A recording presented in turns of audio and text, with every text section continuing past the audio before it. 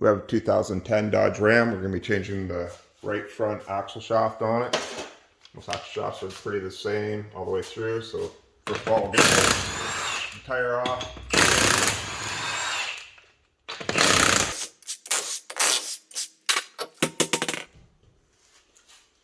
Knock out the axle nut.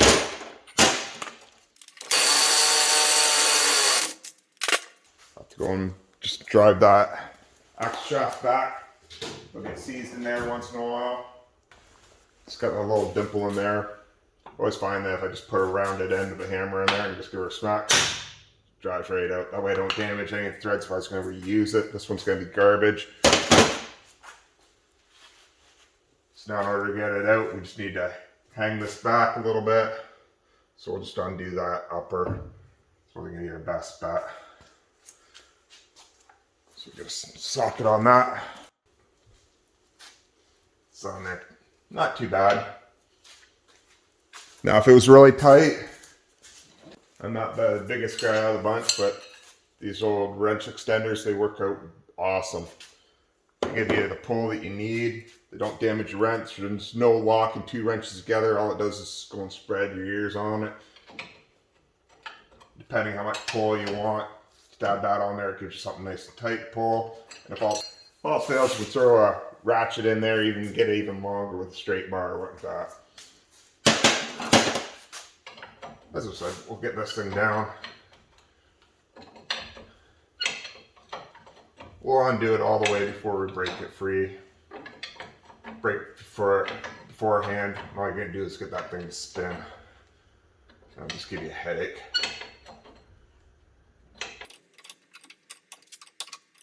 There's a nylon lock in it, so it will get a little bit tighter as it goes down.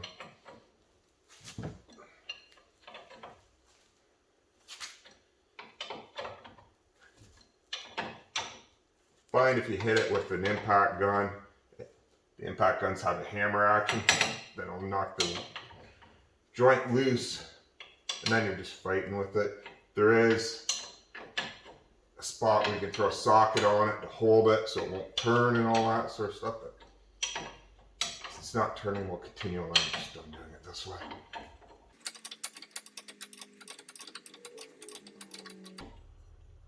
Once we get it so we can turn that nut off with our fingers, we're going to throw it back on a little bit. The ABS sensor, we don't want it pulling when it drops back, so just undo the connectors that hold it in place, just so they'll hang a little bit more. So I just don't want to damage that wire, so that'll give us enough room. And we just want to hit on the front of that nut a little bit. And there she pops up. Just get a pry bar in there. Just give that knuckle pry back down. So you can undo the nut. And then gently release it.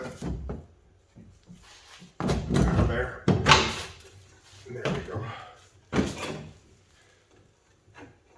Now we do have a little bit of pull on that brake line. I just don't want it to damage that brake line. So I'm doing it. So I'm going to turn it out of there. So almost I end up doing this. I'm doing this caliper and just hanging the caliper.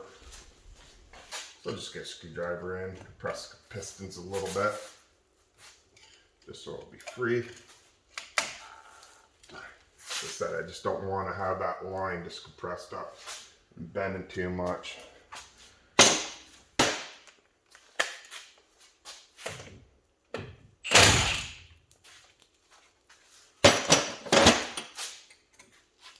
So just undo that caliper.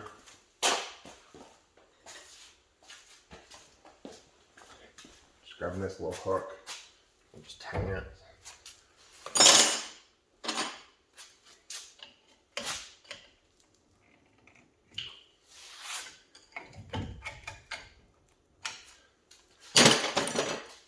Just undo the upper, just fighting a little bit with me.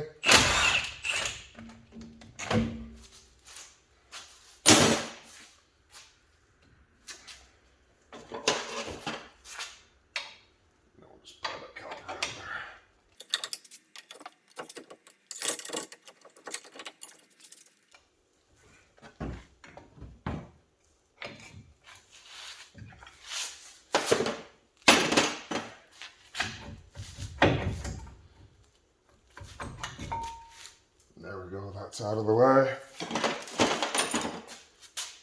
And as I said, we'll just hang that. Just don't want that flex line just being damaged or anything like that.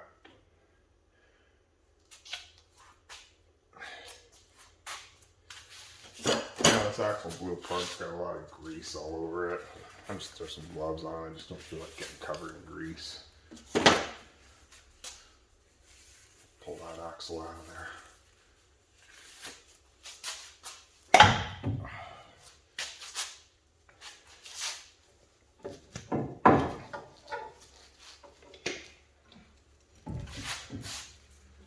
As I said, this one's in really bad shape. It just fell right apart. So it's a big old mess. So I didn't even need to drive this off. So normally you'd have to go and take a hammer and knock this off the lock ring. There's a lock ring on the front diff just to get it past. But as I said, I didn't even need to do that. It already fell apart.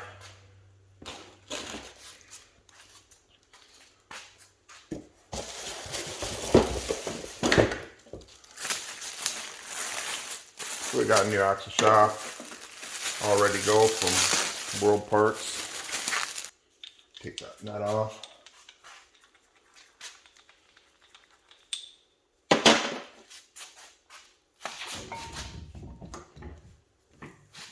Get it on, we'll just line it up with the threads a little bit. Usually you can get it to hammer in.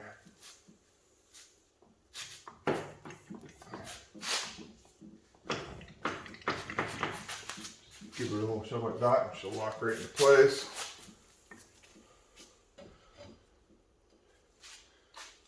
Then we're going to turn the wheel the opposite direction, that way I'll get that whole control arm even further out. So we'll turn it to the right.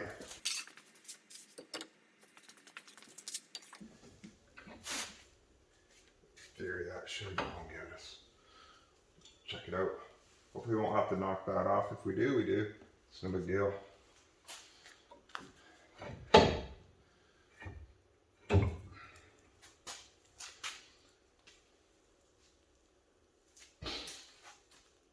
As is, just trying to find that perfect spot to go and come out. It came out real nice and easy just for the fact that it wasn't two pieces and broken.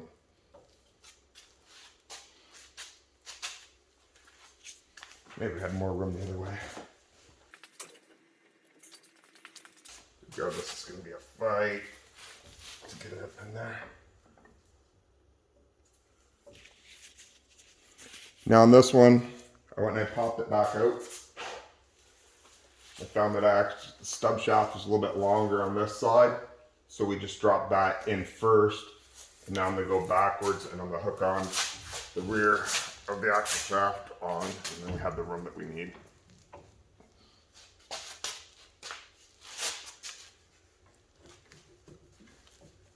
And there she's in place.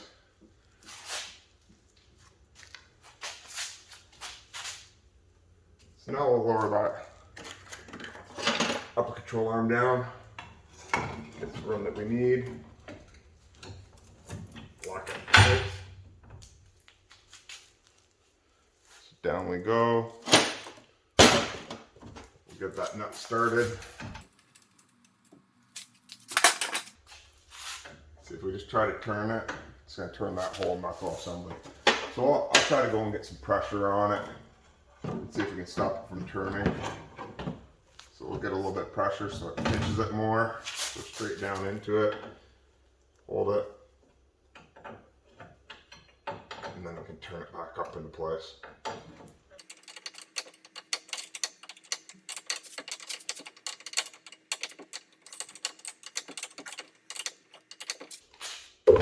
If you find it's turning too much, you should always do it the old school way.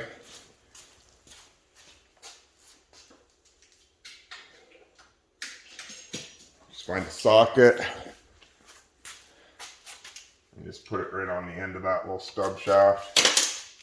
Get your ratchet or bar like that. And all you want to do is hold it in place. You don't want to turn it or anything like that. Just hold it. And then you can get your wrench in there and just do it up by holding it on the bottom.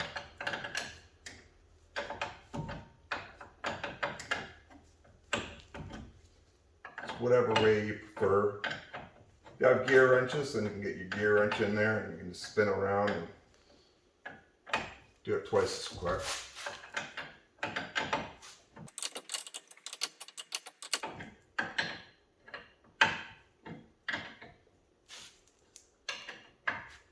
And once you get snug, it shouldn't turn anymore. You can do the final box then, tighten it down.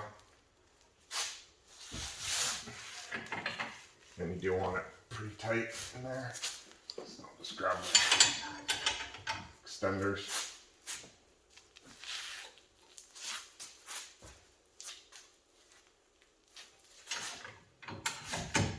I'll just reef that down.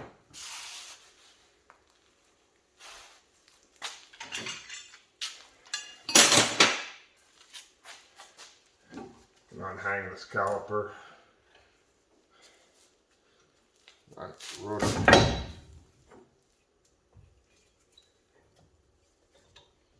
And we can slide that back into place.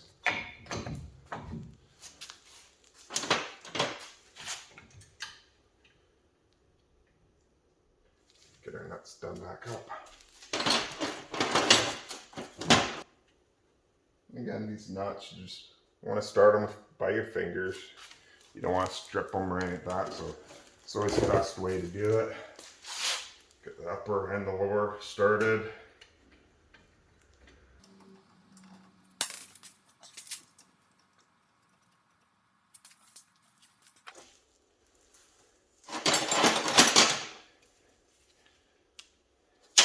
I did impact them off. I'm not going to impact them back on. Don't want to break them. So I'll just get my ratchet so I can get a feel for it.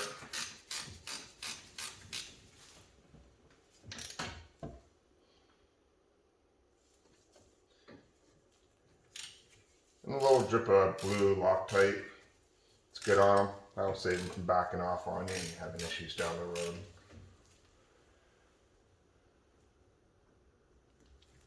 Just want them snug. If you really wanted to, you could find a torque spec for them. It's online. Like I said, there's torque specs for every single bolt on the vehicle. After you do a few, you figure out a feel of what it should feel like and all that sort of stuff. So we got our ABS harness all hooked back up. Came with the new nut. They did go and drive in the corners on it, so it will lock as it goes on. So I'm gonna hit it with my impact because I won't be able to thread it all the way down. I'm not gonna tighten it right down. We're gonna torque that when it's on the ground.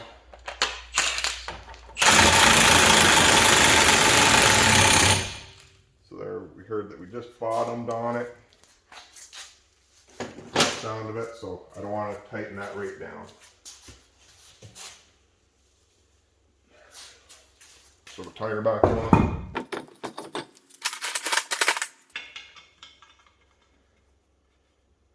Again, even with the tire wheel nuts, you want to start them all so you don't bind up on the center hub there and fighting with it. So we'll get those on.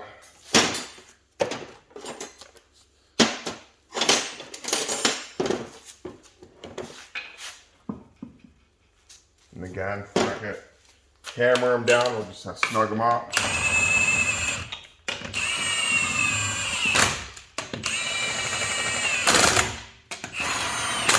And we're going to go star pattern. So it's on there really well. Get my work tray out of the way.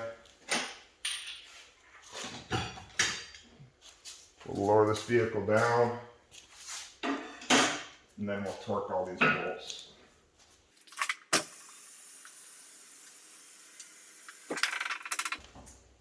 All these torque specs are available online. You can look them up.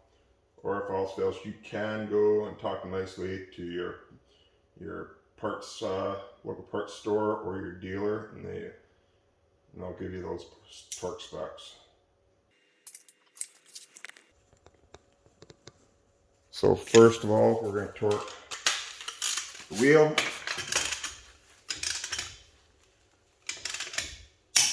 And again, we're going to go in the star pattern.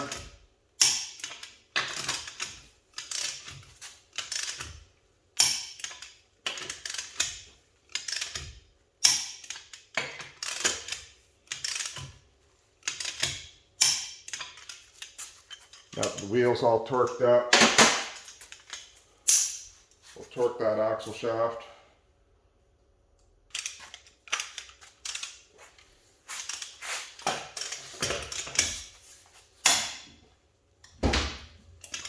There, she's all torqued up. She's all done, ready for a road test.